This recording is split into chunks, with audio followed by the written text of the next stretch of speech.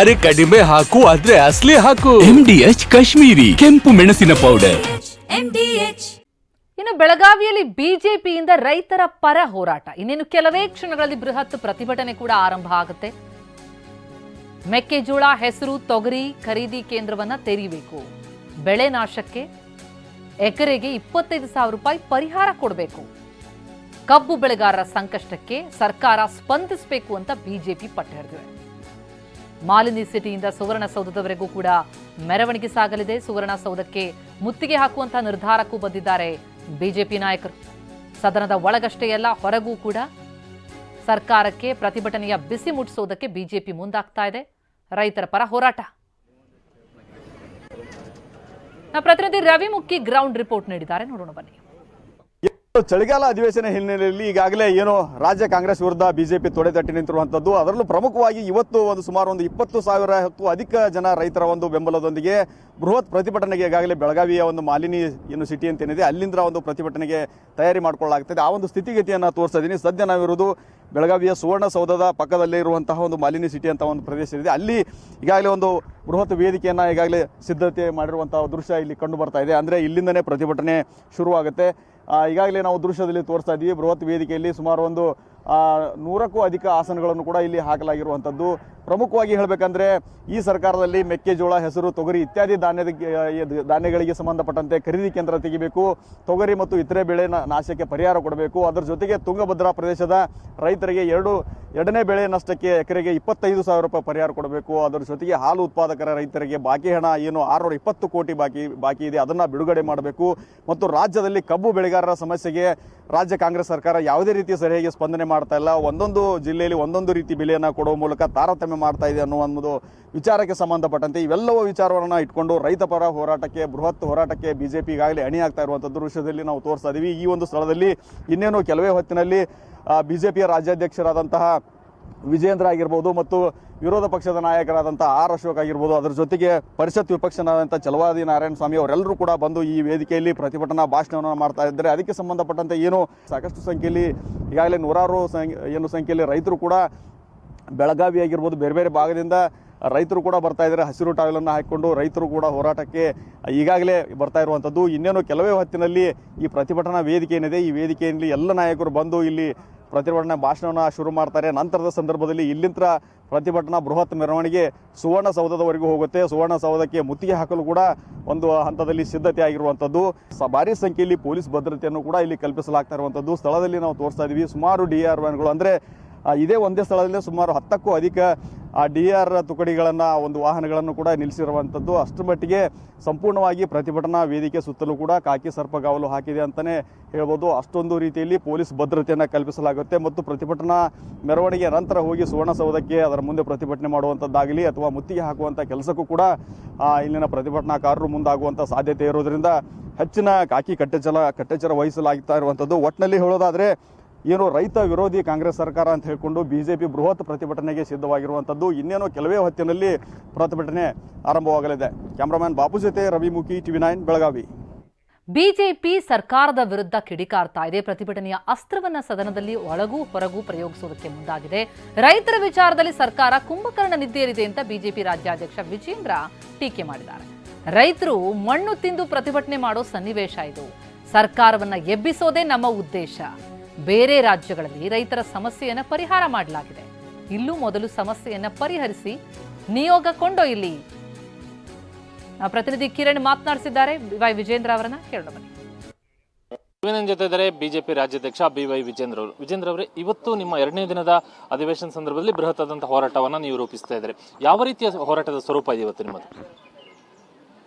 ಕಾಂಗ್ರೆಸ್ ಸರ್ಕಾರದ ವೈಫಲ್ಯಗಳು, ವಿಶೇಷವಾಗಿ ನಾಡಿನ ರೈತರ ಬಗ್ಗೆ ಯಾವ ರೀತಿ ಬೇಜವಾಬ್ದಾರಿತನದಿಂದ ಕಾಂಗ್ರೆಸ್ ಸರ್ಕಾರ ನಡೆದುಕೊಳ್ತಾ ಇದೆ, ಇವರ ಬೇಜವಾಬ್ದಾರಿತನದ ಪರಿಣಾಮವಾಗಿ ರಾಜ್ಯದಲ್ಲಿ 2,500ಕ್ಕೂ ಹೆಚ್ಚು ರೈತರು ಆತ್ಮಹತ್ಯೆ ಮಾಡಿಕೊಂಡಿದ್ದಾರೆ. ರಸಗೊಬ್ಬರವನ್ನು ಕೊಡದೇನೆ ರೈತರು ಮಣ್ಣು ತಿಂದು ಪ್ರತಿಭಟನೆ ಮಾಡುವಂಥ ಸಂದರ್ಭ ಸೃಷ್ಟಿ ಮಾಡಿದ್ದಾರೆ. ಕಬ್ಬು ಬೆಳೆಗಾರರು ಬೀದಿಗಿಳಿದು ಹೋರಾಟ ಮಾಡ್ತಾ ಇದ್ದಾರೆ. ತೊಗರಿ ಬೆಳೆ ಸಂಪೂರ್ಣ ನಾಶ ಆಗಿದೆ. ಮೆಕ್ಕೆಜೋಳ ಖರೀದಿ ಕೇಂದ್ರ ಕೂಡ ಪ್ರಾರಂಭ ಮಾಡೋಕ್ಕಾಗಿಲ್ಲ. ಇವೆಲ್ಲ ವೈಫಲ್ಯಗಳನ್ನು ತೆಗೆದುಕೊಂಡು ಭಾರತೀಯ ಜನತಾ ಪಾರ್ಟಿ ರೈತ ಮೋರ್ಚಾ ಭಾಳ ದೊಡ್ಡ ಪ್ರಮಾಣದಲ್ಲಿ ಸುಮಾರು 20,000ಕ್ಕೂ ಹೆಚ್ಚು ರೈತರು ಇವತ್ತಿನ ಪ್ರತಿಭಟನೆಯಲ್ಲಿ ಪಾಲ್ಗೊಳ್ತಾ ಇದ್ದಾರೆ. ಪ್ರತಿಭಟನೆ ಅಷ್ಟೇ ಇವತ್ತು ಮಾಲಿನ್ಯ ಸಿಟಿ ಮೈದಾನದಲ್ಲಿ ಮಾಡ್ತೀರಾ ಅಥವಾ ಸದನ ಒಳಗೂ ಈ ವಿಚಾರವನ್ನು ತೆಗೆದುಕೊಂಡು ಬರ್ತೀರಾ? ನಮ್ಮ ಪ್ರತಿಭಟನೆಯ ಉದ್ದೇಶವೇ ರೈತರ ಬಗ್ಗೆ ಅಲಕ್ಷ್ಯವನ್ನು ತೋರ್ತಾ ಇರುವಂಥ ಕಾಂಗ್ರೆಸ್ ಸರ್ಕಾರ, ಸಿದ್ದರಾಮಯ್ಯ ಸರ್ಕಾರ, ಕುಂಭಕರ್ಣ ನಿದ್ರೆಯಲ್ಲಿರುವಂಥ ಕಾಂಗ್ರೆಸ್ ಸರ್ಕಾರವನ್ನು ಬಡಿದೆಬ್ಬಿಸಬೇಕು. ಈ ಉದ್ದೇಶ ಇಟ್ಕೊಂಡು ಪ್ರತಿಭಟನೆಯನ್ನು ಹಮ್ಮಿಕೊಂಡಿರುವಂಥದ್ದು. ಪ್ರತಿಭಟನೆಯ ನಂತರ ಸದನದಲ್ಲಿ ರೈತರ ವಿಚಾರವನ್ನೇ ಆದ್ಯತೆ ನೀಡಬೇಕು ಅಂತೇಳಿ ನಿನ್ನೆ ಸರ್ಕಾರದ ಮೇಲೆ ಒತ್ತಡವನ್ನು ಕೂಡ ಹಾಕಿದ್ದೇವೆ. ಅದಕ್ಕೆ ಮಾನ್ಯ ಸಭಾಧ್ಯಕ್ಷರು ಕೂಡ, ಸ್ಪೀಕರ್ ಅವರು ಕೂಡ ಒಪ್ಕೊಂಡಿದ್ದಾರೆ. ಇವತ್ತಿನಿಂದ ಈ ವಿಚಾರಗಳು ಕೈಗೆತ್ತಿಕೊಳ್ತೇವೆ. ನಿಮ್ಮ ಹೋರಾಟ ಇರುವಂಥ ರಾಜ್ಯ ಸರ್ಕಾರದ ವಿರುದ್ಧ, ಆದರೆ ರಾಜ್ಯ ಸರ್ಕಾರ ಪದೇ ಪದೇ ಕೇಂದ್ರ ಸರ್ಕಾರದ ಕಡೆಯೇ ಬಟ್ಟು ಮಾಡ್ತೇವೆ. ಕಬ್ಬಿನ ಬೆಳೆ ಇರ್ಬೋದು, ಬೆಂಬಲ ಬೆಲೆ ನೀಡುವಂಥ ವಿಚಾರ ಇರ್ಬೋದು, ಖರೀದಿ ಕೇಂದ್ರ ಸ್ಥಾಪನೆ ವಿಚಾರ ಇರ್ಬೋದು, ಎಲ್ಲದರಲ್ಲೂ ಕೂಡ ಕಬ್ಬಿಗೆ ಕೇಂದ್ರ ಸರ್ಕಾರ ಒಂದು FRP ದರವನ್ನು ನಿಗದಿ ಮಾಡಿದೆ. ಏನೇ FRP ದರ ನಿಗದಿ ಮಾಡಿದ್ರೂ ಕೂಡ ಅಕ್ಕಪಕ್ಕದ ರಾಜ್ಯಗಳಲ್ಲಿ ಅದಕ್ಕಿಂತ ಹೆಚ್ಚು ದರವನ್ನು ಆ ರಾಜ್ಯ ಸರ್ಕಾರಗಳು ತೆಗೆದುಕೊಂಡು ರೈತರ ಪರವಾಗಿ ತೀರ್ಮಾನವನ್ನು ಕೈಗೊಂಡಿದ್ದಾರೆ. ಆದರೆ ಇವ್ರಿಗೇನು ದಾಡಿ ಆಗಿದೆ, ಸಿದ್ದರಾಮಯ್ಯನವ್ರಿಗೆ ಹಾಗಾದರೆ? ಮೆಕ್ಕೆಜೋಳ ರೈತರು ರಾಜ್ಯದಲ್ಲಿ ಇವತ್ತು 54 ಲಕ್ಷಕ್ಕೂ ಹೆಚ್ಚು ಮೆಟ್ರಿಕ್ ಟನ್ನಷ್ಟು ಮೆಕ್ಕೆಜೋಳ ಬೆಳೀತಾರೆ. ಅವ್ರು ಏನು ಡಿಮ್ಯಾಂಡ್ ಇತ್ತು ರೈತರದು?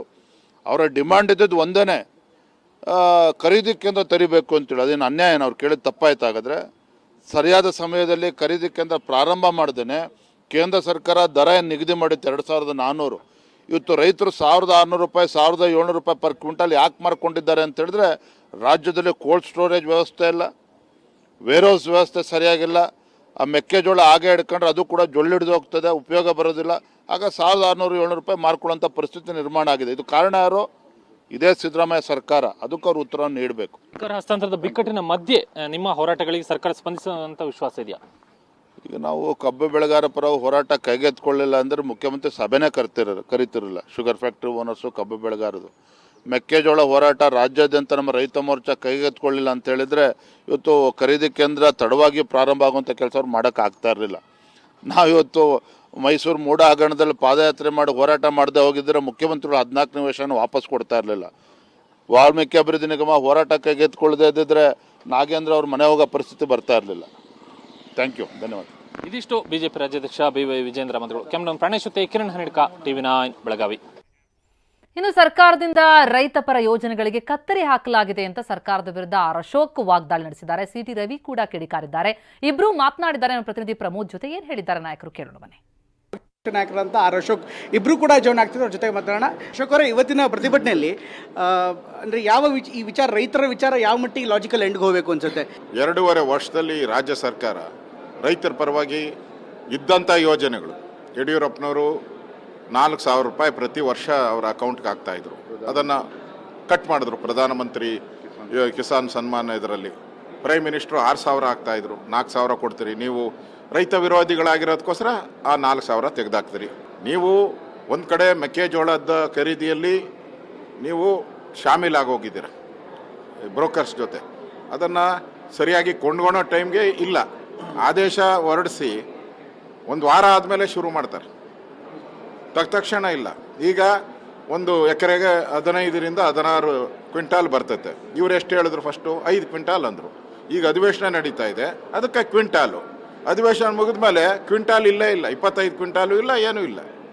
ಅಂದರೆ ರಾಜ್ಯ ಸರ್ಕಾರ ರೈತರಿಗೆ ಮೋಸ ಮಾಡ್ತಾ ಇದೆ. ಇವತ್ತು ಇಷ್ಟೊಂದು 400-500 ಟ್ರ್ಯಾಕ್ಟರ್ಗಳು ಸುಟ್ಟಾಕಿದ್ರು, ಪೊಲೀಸ್ ವ್ಯಾನ್ ಸುಟ್ಟಾಕಿದ್ರು, ಕಬ್ಬು ಎಲ್ಲ ನಾಶ ಆಯಿತು. ಯಾವ ಮುಖ ಇಟ್ಕೊಂಡು ನೀವು ಅಧಿವೇಶನದಲ್ಲಿ ರೈತರ ಪರ ಅಂತ ಹೇಳ್ತಾ ಇದ್ದ? ಆ ದೃಷ್ಟಿಯಿಂದ ನೀವು ರೈತ ವಿರೋಧಿಗಳು. ಅದಕ್ಕೋಸ್ಕರ ನಾವು ಇವತ್ತು ಹೋರಾಟವನ್ನು ನಾವು ಮಾಡ್ತಾ ಇದ್ದೀರಿ. ನಮ್ಮ ಜೊತೆ CT ರವಿ ಅವರು ಇದ್ದಾರೆ. ರವಿ ಅವರು, ಇವತ್ತಿನ ಹೋರಾಟದ ಬಗ್ಗೆ ತಾವೇನು ಹೇಳ್ತೀರಿ? ರೈತರ ವಿಚಾರ ಮೊದಲಿಂದಲೂ ಕೂಡ ಒಂದು ನಿಲ್ವನ್ನಿದೆ. ನಾವು ರಾಜ್ಯದ ಉದ್ದಗಲಕ್ಕೆ ಈಗಾಗಲೇ ಎಲ್ಲ ತಾಲೂಕು ಜಿಲ್ಲಾ ಕೇಂದ್ರಗಳ ಹೋರಾಟ ಮಾಡಿ ಬೆಳಗಾವಿಗೆ ಬಂದಿದ್ದೀವಿ.